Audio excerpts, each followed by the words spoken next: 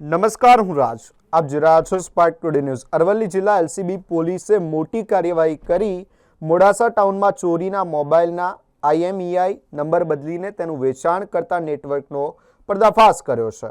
પોલીસે ચોરીના મોબાઈલ ખરીદી તેમાં મોડિફિકેશન કરી બાદમાં વેચાણ કરતી ગેંગના 4 આરોપીઓને ઝડપી પાડ્યા છે. આરોપીઓ પાસેથી અંદાજે ₹9 લાખની કિંમતના મોબાઈલ ફોન પણ મળી આવ્યા છે. પોલીસ તપાસમાં અમદાવાદના મુખ્ય આરોપી મોહમ્મદ હુસૈન ઉર્ફે તિલ્લી સહિત 4 આરોપીઓની સંડોવણી સામે આવી હોવાનું જાણવા મળ્યું છે. સમગ્ર મામલે અરવલ્લી એલસીબી પોલીસે આરોપીઓની ધરપકડ કરી વધુ ઊંડાણપૂર્વક તપાસ હાથ ધરી છે.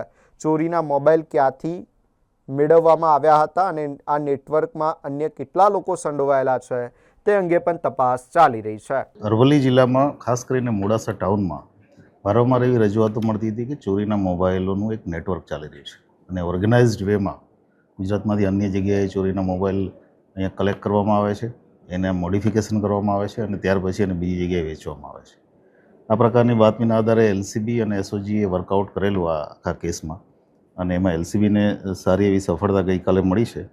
અમે ટોટલ 4 આરોપીઓ આમાં પકડ્યા છે. અત્યારે મુખ્ય આરોપી જે છે એ અમદાવાદનો છે, તિલ્લી કરીને, મોહમ્મદ હુસૈન ઉર્ફે તિલ્લી, કે જે અમદાવાદના અલગ અલગ એરિયામાંથી અલગ અલગ જગ્યાએથી મોબાઈલની ચીલ ઝડપ અથવા ચોરી એ કરી અને અહીંયા જે બીજો આરોપી છે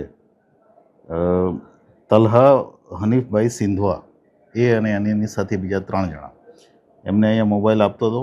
અહીંયા આવ્યા પછી મોબાઈલના એક પર્ટિક્યુલર સોફ્ટવેરની મદદથી એના IMEI નંબર ચેન્જ કરવામાં આવતા હતા. IMEI નંબર ચેન્જ કર્યા પછી જે મોબાઈલ જે તે જગ્યાએ જ્યાં ચોરી થઈ છે ત્યાં એનું ક્યારેય ટ્રેસિંગ આઉટ થઈ શકતું નહોતું અને એ ચેન્જ કર્યા પછી એમણે આ જે મોબાઈલ છે અન્ય રાજ્યોમાં ઇવન આઉટ ઓફ ઇન્ડિયા પણ વેચવાના પ્રયત્નો કરેલા છે. એની આગળની તપાસ અમારી ચાલુ છે. અત્યાર સુધીમાં અમે ટોટલ 9 લાખનો મુદ્દામાલ આમાં રિકવર કર્યો છે. 40 જેટલા મોબાઈલ અમને અત્યારે મળ્યા છે આમાં અને આગળની તપાસ જે છે એલસીબી કરી રહી છે. આગળની કાર્યવાહી ચાલુ છે. સાહેબ, લક્ષ્મી માર્કેટ એક આવું મોબાઈલ ચોરીના મોબાઈલ વધારે આવતા હોય છે, તો આ જગ્યાએ આ લોકોએ વેચાણ કરેલું છે એવું પૈસા સામે આવ્યું છે?